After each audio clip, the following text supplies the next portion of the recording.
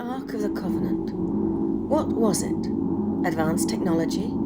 A symbolic metaphor for strength? A magic-imbued artifact? Or God from within a box? I believe I've inadvertently stumbled across the answer to this question, and the simple answer is it was technology. I found myself having the same dream over and over. Initially, I was underground at Giza searching for something. The dynastic Egyptians had found something, apparently, and it was my job to sneak around and find it and either take the item or disable it. All I knew about this item that I was supposed to find was that it was something that could be used in a destructive manner. So it was, in a way, dangerous in the wrong hands. I came out of an underground passage through a door that looked like a wall. It was a massive stone on a hinge. It was leveraged in such a way that you had to know exactly where to push for it to move and actually be a door. Otherwise, it was just a big block of stone. And of course, I knew how to move it. I was on top of the Giza Plateau. And there were lots of different paths, and there was some very high walls at the sides of these paths. And I was near to the Great Pyramid, but not close enough to actually touch it. Not close enough to get into the inner boundary area. Anyway, apparently the dynastic Egyptians were in the process of building something in the Delta region in order to keep these items safe. In fact, probably keep the people safe from the items. The dream on the top of the Giza Plateau continued, as I said, night after night, until I climbed up onto a high wall and I could see 4 men, priests, I think, and they were carrying a box on 2 poles. Before you start getting excited about what I saw at this point, I must let you know that it didn't look anything at all like the Ark of the Covenant as we know it. And so at this point, I did not link what I saw to the Ark of the Covenant. And there are several reasons for this. First of all, the box was tall and it was shaped, well, it was wider at the bottom and thinner at the top. And it was a bit like a flat-topped obelisk. It was gold and black, and it had multiple small doors. And the doors were on one side. It didn't have a lid. It didn't lift off the top. And it looked absolutely nothing, as I said, like the Ark of the Covenant. And the poles, the poles were interesting because they glistened. And one looked like it was some kind of blue stone, and the other looked like a red stone. They looked very crystalline, really, really beautiful. And each one had a fairly interesting looking top bit to it. It looked a little bit like a jed pillar in 3D. So if you imagine the jed pillars that are kind of 2D and you turn them into 3D, that's what the little top knots of these poles looked like. The way they were carrying it, it looked like it weighed nothing at all. It looked very light. But this is an important point, because what I come to later on, you'll understand why I've made this point. But anyway, so they were carrying this box, and the box had 2 gold loops at each side of the box, and that was where the rods had gone through for them to carry it. And they had at the front and back of the box 1 black loop, sort of angled in a different way. So angled like a basketball hoop rather than angled sideways. And I think it was only the one at the front and one at the back. That's how it looked, but it could have been 2 at the front and 2 at the back. That's just not 100% clear, but I'm absolutely sure there was at least one at the front and one at the back. Even though it didn't look very heavy, they seemed to be carrying the box very, very carefully. And they carried it into a temple on the Giza Plateau, and we managed to follow them in without being observed. Anyway, they placed the box on a large stone table, and they opened up each section of the box. The first part of the box that they opened was at the bottom, and they removed a large green block of stone. And I'm thinking, how could it look so lightweight with such a massive piece of stone in there? So I'm thinking there's some of the technology built into this box that makes it lightweight. But anyway, that's by the by. And that was the lowest compartment. Then the next level up, there was a white clear crystal thing with something inside it that seemed to be moving. I can't describe it easily, so I'll do my best to create an image of what I saw in the video footage so that you can at least get a reasonable idea of what it was that I saw. And finally, there was the top section of the box, which they opened up, and in it was divided, and there were 2 gold statues, and these statues were on a black base. It looked like rock, a black rock base, and both of these statues were of women wearing an Atlantean cloak with their arms outstretched in a classic kind of Egyptian-style pose. And that was the moment I thought to myself, ooh, Ark of the Covenant. That was the first moment that I had that realization. They put the statues on the stone table facing each other, and the 2 black bases were positioned so that the 2 statues did not touch. So they came quite close, but they didn't actually touch. They then lifted the box off the table and they put it on the ground. So they had the box put to one side. On the table, they had a big green stone slab. They had the crystalline looking thing with the thing moving inside it. And they had the 2 statues, the 2 golden statues. And the floor that they put the box on was also stone, pretty much just like the table. And they slid the poles out from the sides of the box, and they positioned the pole, one at the front through the black loop that I mentioned, and the other at the back through a black loop. And one of the Egyptians commented to the other, it works better if you can push the poles into the soil. But obviously they couldn't because the ground was stone. So they just had to leave it standing, the end standing on the stone. Assuming one of the priests was not as experienced as the other, because one priest said to never touch the statues except by the base.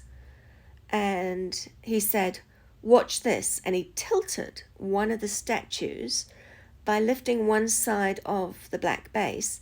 And as the outstretched wings got closer to the wings of the other statue, it started to hum and buzz and spark. And it became very electrified. And he put it back down again. And so he said then, you can imagine what happens if the wings touch. So, yeah, we can imagine, that's for sure. Then picked up the clear crystal item and they placed it on top of the green block. And they put each statue at each side of the block. Slowly, they pushed the statues towards this crystal block, and as it contacted the block, this green block lit up, and there was stunning green light filling the room. And the inside of the crystallized item that was on top seemed to be moving even faster. And in the dream, I felt like I recognized both these items as part of a much larger machine for generating energy. But most importantly, I knew that this thing was deadly in the wrong hands. After a while, there seemed to be a growing feeling of a vibration, like a really low sound just out of hearing. But you could feel the sound. You couldn't hear it, but you could feel it. Almost like a deep rumbling feeling. And the first priest said that it wasn't good to let it hum for too long. So they proceeded to pull the statues away, holding onto the black base, obviously, and the vibrations and the light then died away. They didn't touch the green stone block or the crystal item when the statues were touching them. I'm not sure if they could or not, but they didn't touch them. But they were easily able to touch both those items once the statues had been pulled away. And they simply picked up the crystal item and put it to one side. They carefully carried the statues, the block, the crystal item, and the rods into a completely sealed room with massive stone doors, which was hinged on the top and the bottom of the door. As they carried each item through into the storage room, I was able to get a glimpse at some of the other things that were in this room. And on the walls, there were many shelves, and they were full of beautiful stone vases, some bottles, some bowls, lots of stone items, as well as a few other very, very interesting technological items. This is part 2 of the episode on the Ark of the Covenant, or at least the components of the Ark of the Covenant that I think I recognize. Anyway, so where we left off in part 1 was where I was watching some priests open up a storage area, and inside were some amazing ancient relics. And so let's just talk about those for a moment. There were these shelves, and they were full of all kinds of ancient relics. Some beautiful stone vases that were very fine, extremely beautiful. A lot of little bottles, or they were stone bottles, but they had things in them. They were essentially clear, so it looked like they were made of maybe quartz, bottles made of quartz. There was also some bowls and various other, the sorts of things you would normally see as relics. But there were also other things. There were some small boxes, and I don't know what was in them because I didn't have the opportunity to go in and have a look. But there were also things like this really large gold-coloured, looked like it was made of gold, in fact I'm pretty sure it was, horn. And that was something that I did recognise. I recognised something very similar to that. And it was an Atlantean food generator, essentially. It was a very basic one, and it could only create little kind of bun-like things. And they tasted like madeleines. Now, these madeleines weren't exactly the same as the sorts of ones we have today, but that's the closest I can match to this particular food. And they're very nutritious and tasty, and the machine uses vibration technology to somehow take whatever's necessary out of the air and create these things. So I have no idea how it works, but it was simple and it was very, very nice. I also saw some black obsidian plates. Well, they're black obsidian rock flat things, which I believe the dynastic Egyptians used as mirrors, but they were actually a lot more than that.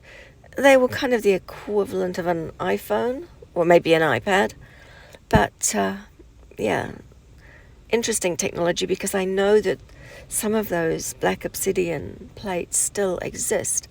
I've seen at least one of them that I believe was a remnant from prior times in a museum, so I know that they're still around. And I also saw kind of the same sort of shape, but they were the smoky white crystal version of the same thing. And once again, it's more technology.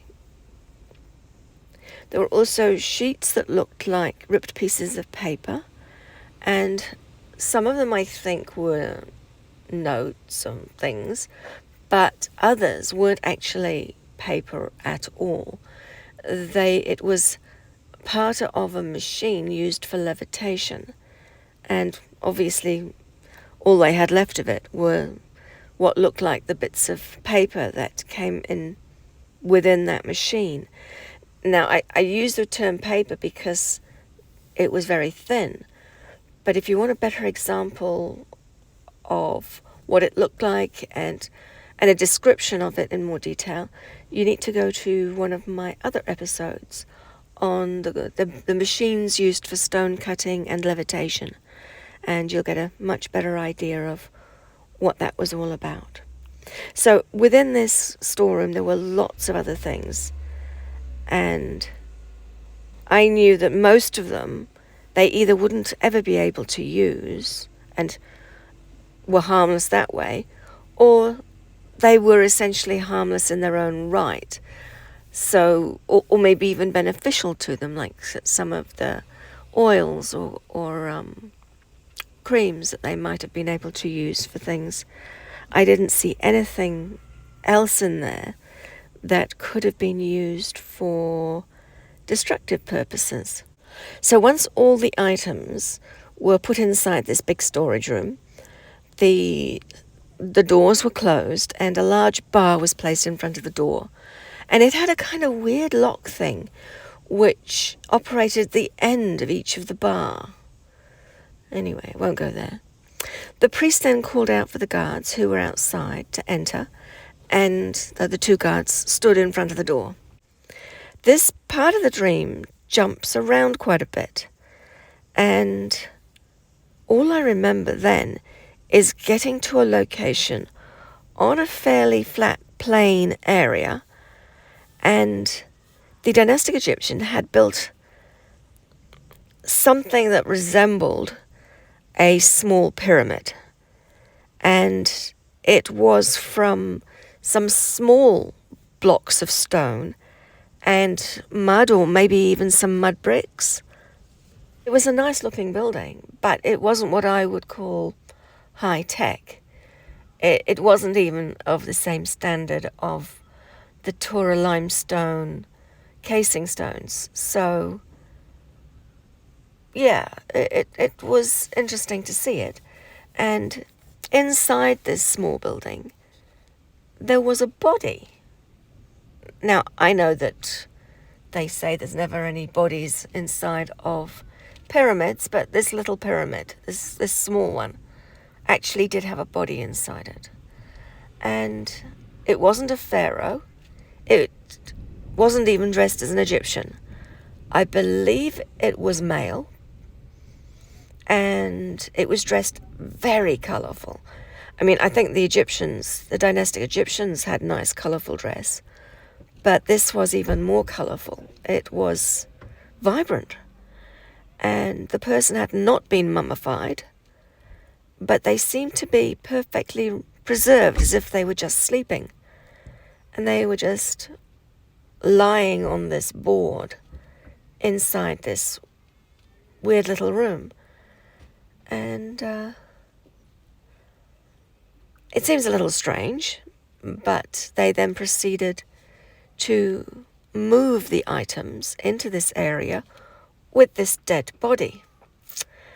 And once everything they'd moved was inside, there was all the things that I talked about, plus other stuff, but it was boxed up, so I'm not sure what was included in what came from the storage facility and what wasn't in there. And then they proceeded to block up and permanently seal that building. That's a little frustrating for us because it meant that it wasn't going to be very easy for us to disable the dangerous items or even, take them if we felt we needed to. But at the same time, there was that sense that, okay, they've permanently sealed this building, so maybe we don't actually have to worry about these things anymore. Maybe that means that that's it for those items. They're now in a tomb, and only if somebody comes along to open that tomb will there be a problem. Hence, we didn't take it any further. We just left them where they were. And that was pretty much the end of that sequence of dreams. So you might be wondering, how do I link these dreams of strange objects to the Ark of the Covenant? For some of you, that will already be obvious. But for others, let's just walk through it. First of all, let's look at what we actually know about the Ark of the Covenant.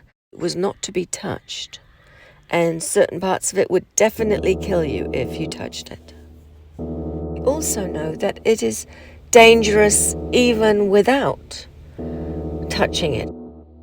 It could only be carried by someone who was holy, and by that I would assume that means someone who was trained. So if you didn't know what you were doing with regards to these devices, you would end up dead. So you had to be a priest, you had to be someone holy, because they were the people who had been trained and knew what to do with these items, and also they may have had access to some kind of protective clothing as well, which could help them when it came to managing these dangerous items. Now let's talk about how easily some of these devices could kill you if you touched it or got too close or was on the wrong end of it being operated against you. And I think that the technology was such on these items that if you didn't know what you were doing, or if it was going to be used against you, then, it would be pretty deadly. But we'll come back and discuss some of the examples around this as we get to what happened with the Ark of the Covenant. Let's talk about now the poles that were used in the box that I saw. The one red pole and one blue pole. Now I'm going to assume that one of those poles is the rod of Aaron, and he obviously was the brother of Moses. And the interesting thing about that is that the poles were part of the technology. And so both of these poles, these carrying poles, were able to come from together so that they could split into 3 parts, and those 3 parts could be put into an area underneath the carrying box, and they could be kept safe that way. The poles slotted together, and it was a simple mechanism of a push and twist. So they were kind of important from the perspective of recharging the actual items, that like the statues and the crystal items.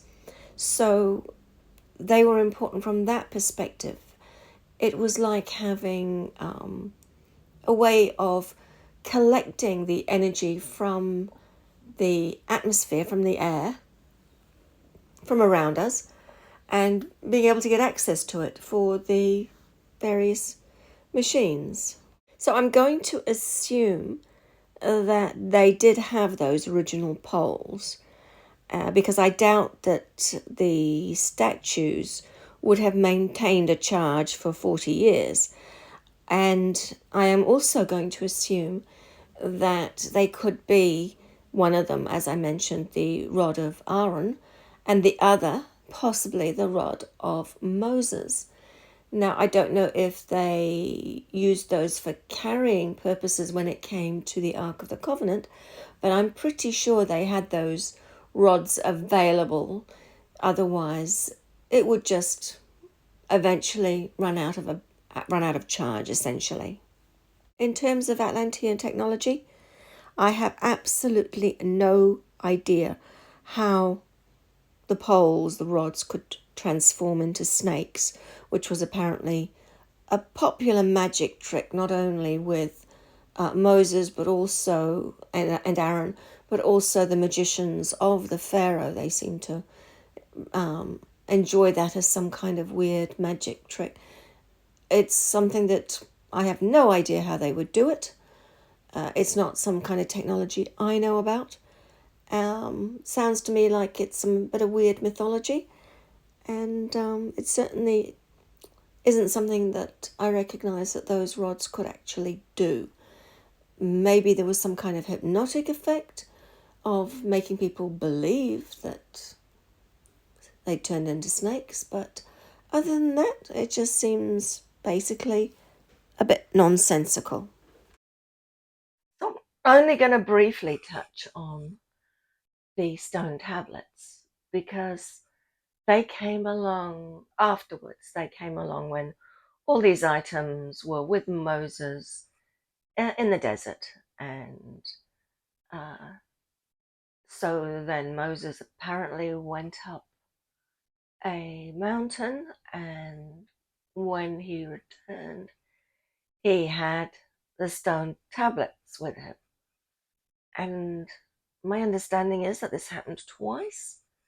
So that the first lot he broke in anger, and then the second lot definitely went into the Ark of the Covenant.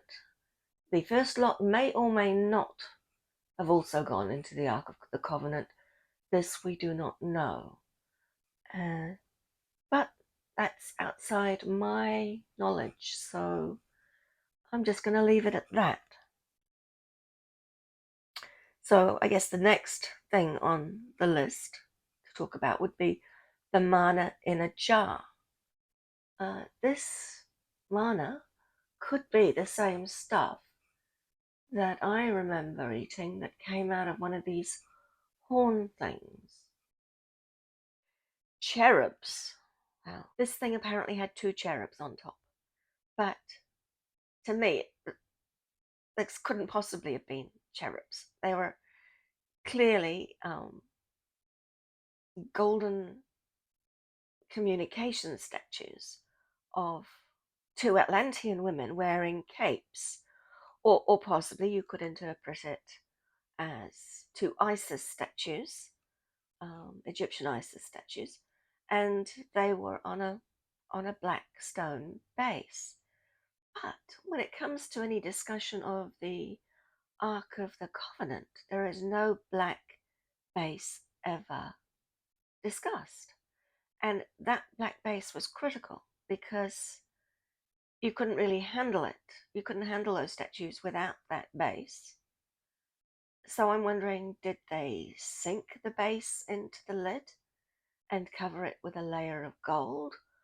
Um, if they did that, how would they move the statues together or away?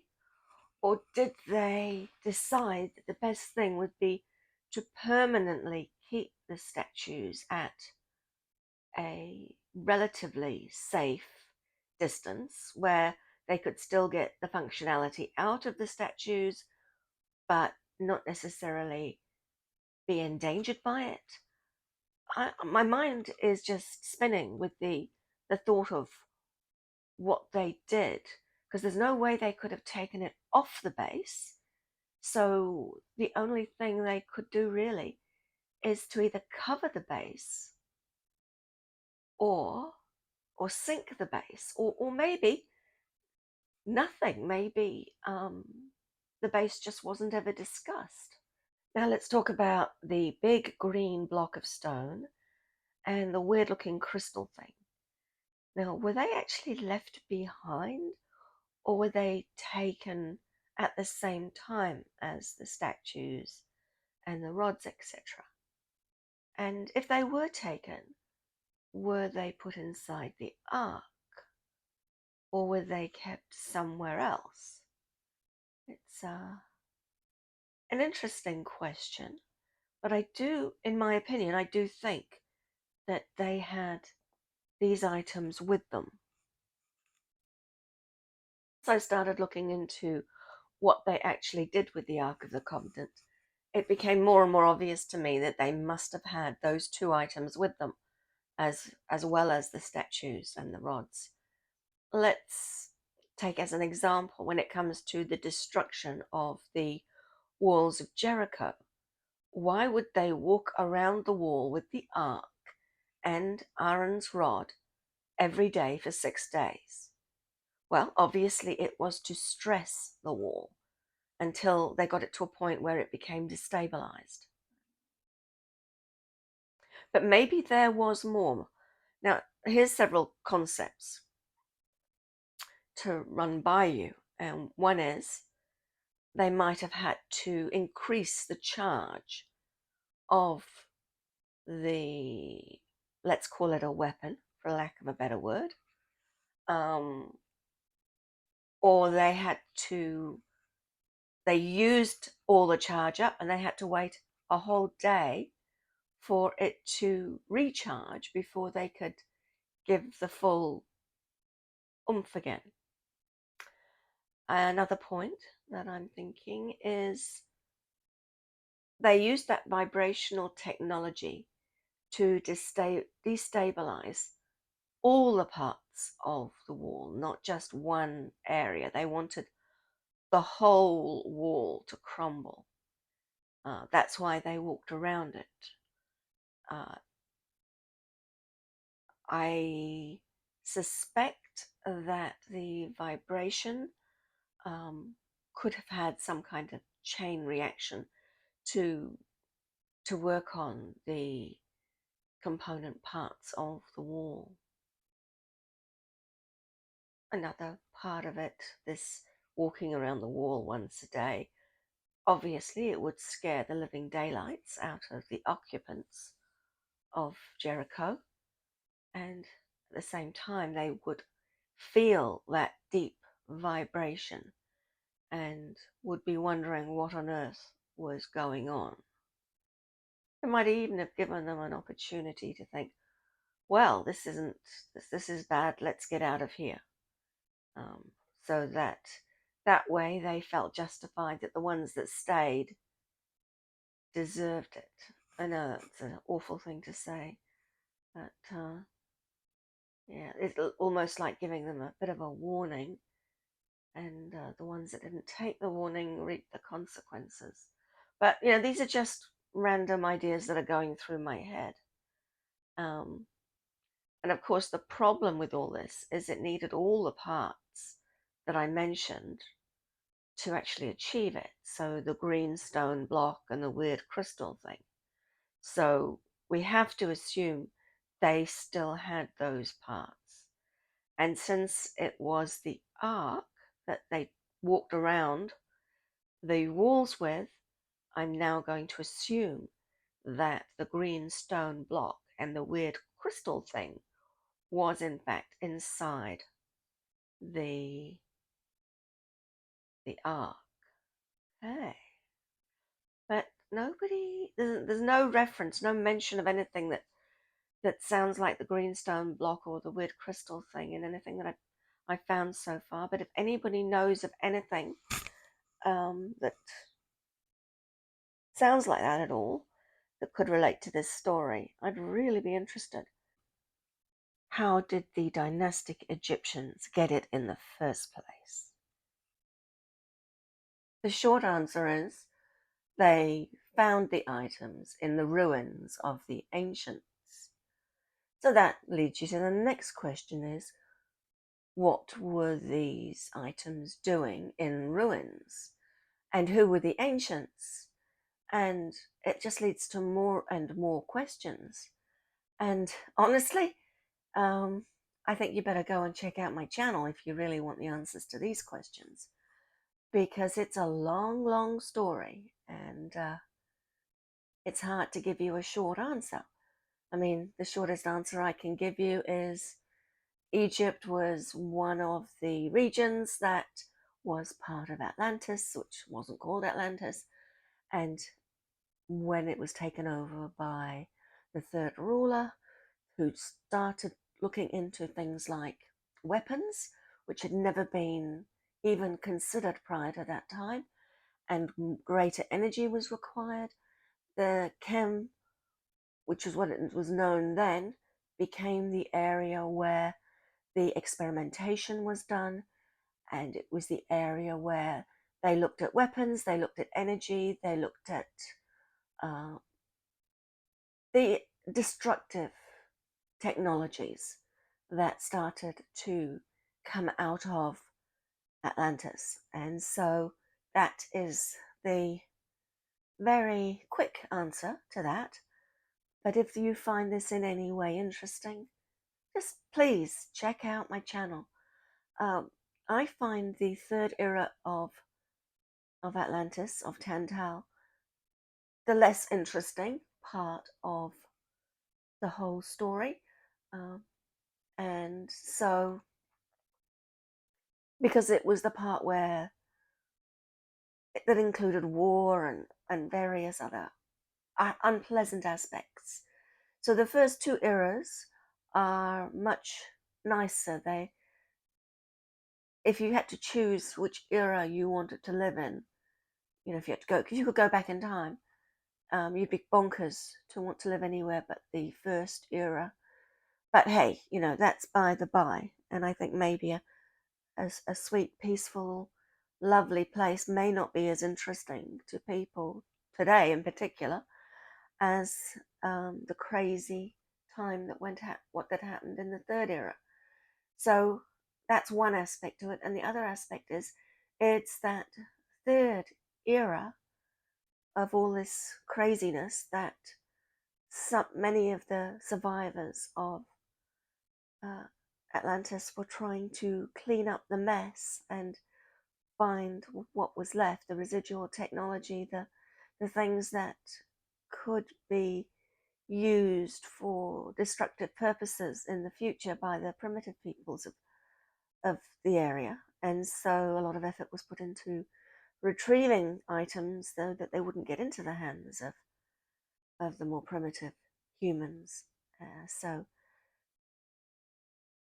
that's the link between that third era and places like Egypt. If you want to know about my perspective on the history of Egypt, you'll find a lot of stuff on my YouTube channel about this. I'd now like to talk about time frames. And so having gone down that path, I also see that there are some of you that think that Akhenaten was Moses. I was actually in Egypt at the time of Akhenaten, and I was even in the capital city, and I died in that location, but that's a whole different story. And I was there when the uprising against Akhenaten began. So I can tell you that Akhenaten was not Moses, that Moses was an earlier time. But Akhenaten was in fact influenced by the stories of Moses. And at the end of his reign, he fled and he tried to find the people who were to become the Israelites. Now, I don't think he succeeded. And for all I know, they found him and dragged him back. But that's as much as I know. The story of some of the people who lived in the Delta and who left Egypt was actually quite well known when I was around, and it was a story that people would tell, and it was clearly something from an earlier era, much earlier than Akhenaten. Getting back onto track now. So, as for the Ark of the Covenant, well, obviously, it became the most sacred relic of the Israelites that was built after they left Egypt in order to house the two stone tablets. The ark was carried well ahead of the masses, they say. So when they were on the move, they kept the ark about 800 meters or 2,500 feet in advance of them. So basically, they weren't going to take too many chances of the ark hurting anyone. As for the guy who was instantly killed when there was some kind of trip and he tried to support the ark, it's just a natural reaction. If you think something's going to tip over, you try to stop it. So, poor guy. And it's obvious to me which part of the ark he actually touched. So, just let's assume the ark tilted, the wings of the statues met a bit more than they, got a bit closer than they were before, and at the same time he touched it, it would most certainly have fried him. So, that's rather sad. But anyway. Another important and rather controversial feature of the ark was that apparently Moses could use it to have a chat with God from between the cherubim. The only person I believe he could be chatting with was in fact Japhet, but that's just my wild guess. Well, not so wild, but that's my assumption, and based on everything I know about Japhet and his techniques. But once again, it is my opinion because I wasn't there. I didn't see Moses talking to anybody, so I'm just piecing the bits of the jigsaw puzzle together. But talking about Japhet, if you understood what a cruel, vindictive, narcissistic person he was, I think you'll see why I think that he was at the center of all of this. I actually read a very interesting quote by Richard Dawkins about the God of the Old Testament, and I remember thinking to myself, this sounds exactly like the person I knew as Japhet, who's the third and final leader of Atlantis. So here's the quote.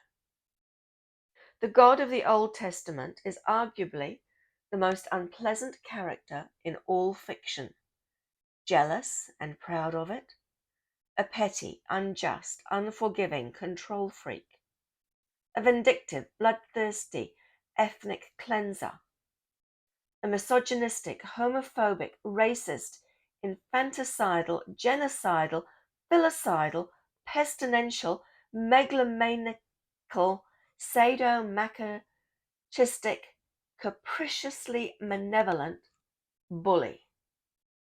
So that's Richard Dawkins in his book, The God Delusion, page 31.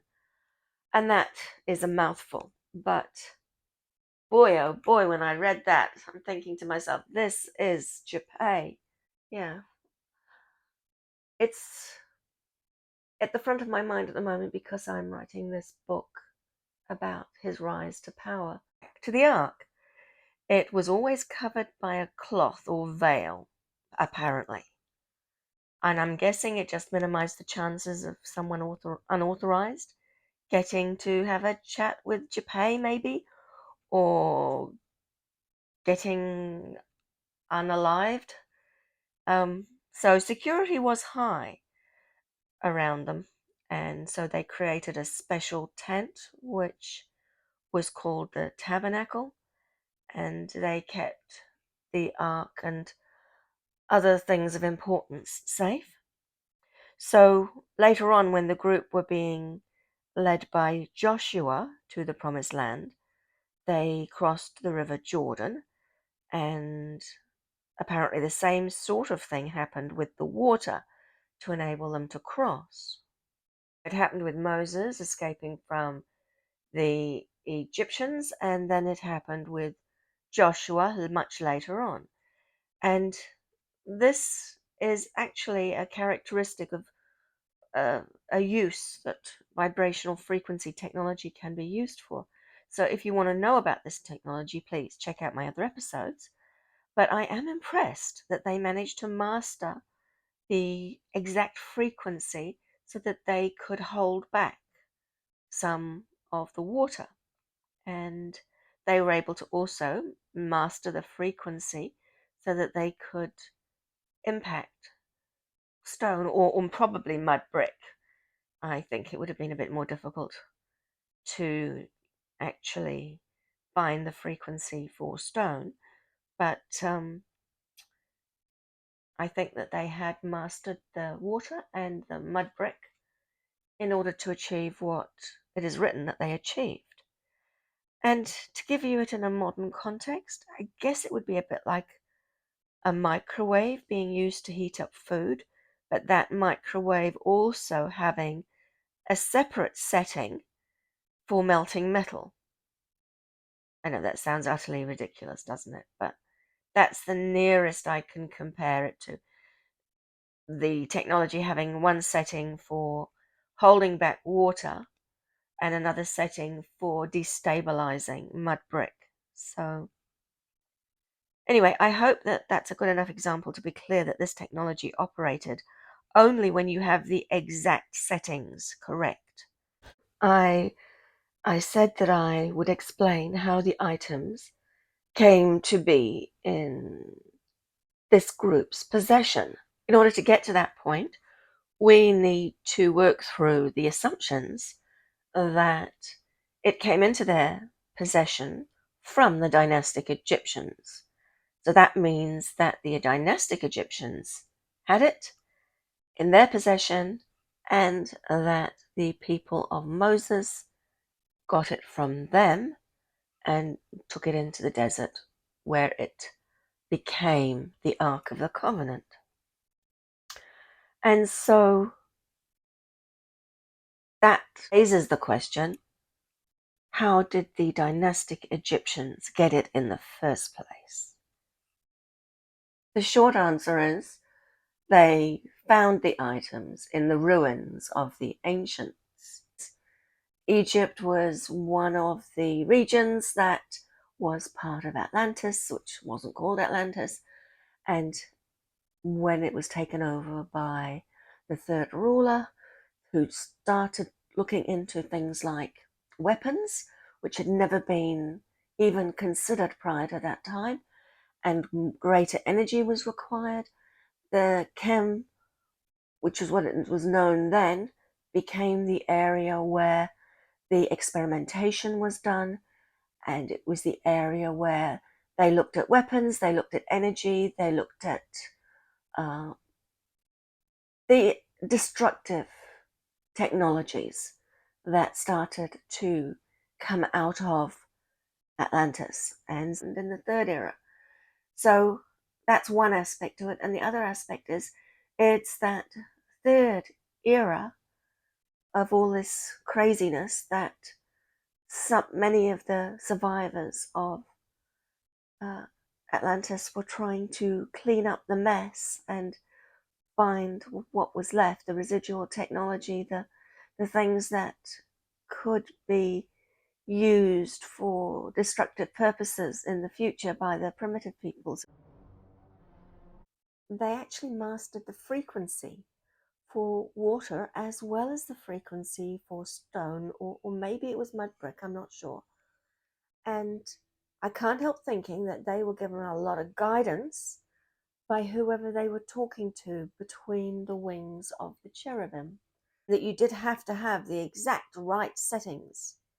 So they somehow either found or were told of these two settings.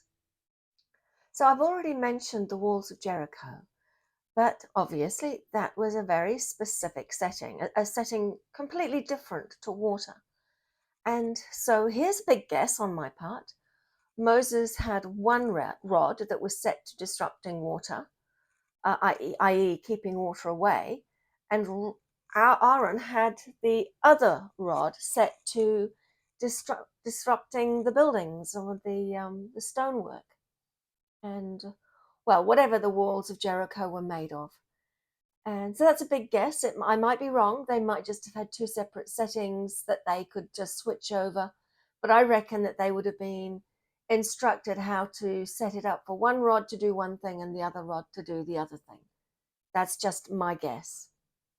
So when they took it out to help them with the battle against the Philistines, what they were expecting with the battle didn't fit into either buildings or water. And hence the technology fell into the hands of the victors, the Philistines. They were at least smart enough to leave it switched on. Now, this is a really, really important point, because even though it's not going to help them in battle, if it's switched on to the point where it's able to disrupt buildings and water, then wouldn't matter which one they had it switched on at, it could cause some damage. So the Philistines took the ark as a trophy and put it on display in their country. And of course, they had no idea how to look after it. And because of that, bad things happened. So the people of Moses did actually have some clues about what you can touch and what you can't touch for a start, and what it had the ability to do. And these people had no idea whatsoever. And oh boy, did they suffer. Obviously, it's been left on one of the settings, and it would resonate deeply beyond their hearing, but they could feel it. I'm sure they would feel it. And it was placed next to a large statue of one of their gods. Depending on what the statue was made out of or what it was sitting on, i.e. if it was on a block or a brick pedestal, whatever it was, probably was the same, essentially the same sort of thing as the walls of Jericho, because it would have become destabilized and the statue would have fallen. Goes without saying. But they put the statue back upright and they did it again, despite everything. And the statue, of course, it fell over again. From my perspective, it's a bit like a comedy of errors. Well, a rather dark comedy of errors.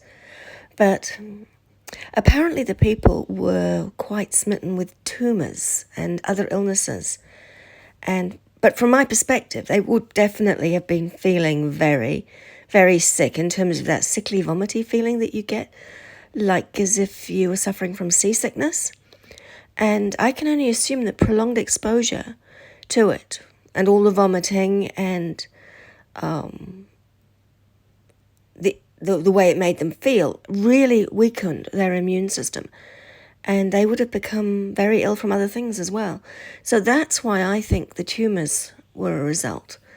But, I mean, it is possible there was some other setting. And, I mean, it's also possible that it was on the water setting. If it was on the water setting, that would have created some boils and some horrible things. Here's a really unbelievable aspect to this whole story. After all this had happened, they took it on tour. The same thing happened wherever they took it.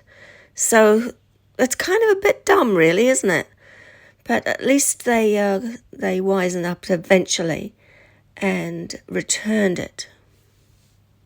So once the Israelites got it back, obviously they knew how to switch it off, and a temple was constructed to keep it safe, and probably just as importantly, to keep the people safe from it. And then according to my reading, it says that something happened in the temple that was created by Solomon, and the temple filled with smoke. So from this, I can pretty much assume that someone was fiddling with something that they shouldn't have been fiddling with. Maybe they even broke it. I bet whoever was fiddling with it didn't live to see another day, let's put it that way. and the end result might have just been a lot of unpleasant smoke. But the way they write about it, they make it sound like it was really positive by spinning the story as if it was filled with the essence or smoke of God. You know, like it's a really good story, but yeah, that's a bit on the weird side. But at some stage, I think they stopped being able to talk to God with it. And I think that happened long before it was put into the Temple of Solomon. Not because it didn't work, but because something had happened to Japay. And I'm just guessing here, but it's mainly based on the fact that the person I knew as Japay just loved to interfere with things, loved to be in control, loved to be the big I am, to have everybody, you know, asking for his help, and he was no longer doing that. So in my opinion, I don't think he was around anymore. Possibly he was dead, but it may just be that he went off to do something else. I don't know. So back to the Ark of the Covenant, there's lots of stories about where it went after Solomon's temple, or even during Solomon's temple, and that's outside my range of knowledge. So this is really where my story ends.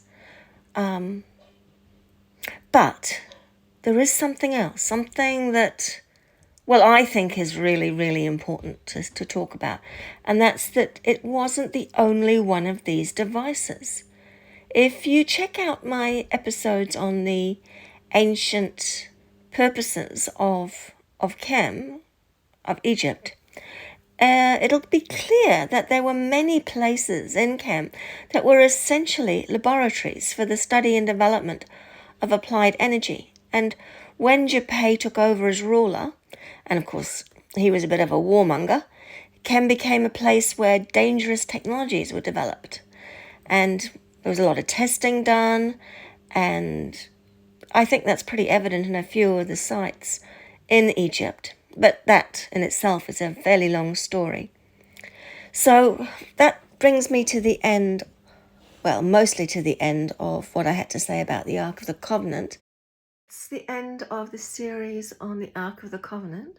Well, maybe not quite the end of it, because I would like to do just one more episode, but it's not about what I know or what I've seen in my dreams, but it's about comparing what Graham Hancock has said about the Ark of the Covenant. Someone said to me, you need to look it up. So I'm going to look it up. I'm going to check what he has to say about the Ark of the Covenant and maybe make an episode looking at the things that he said about it.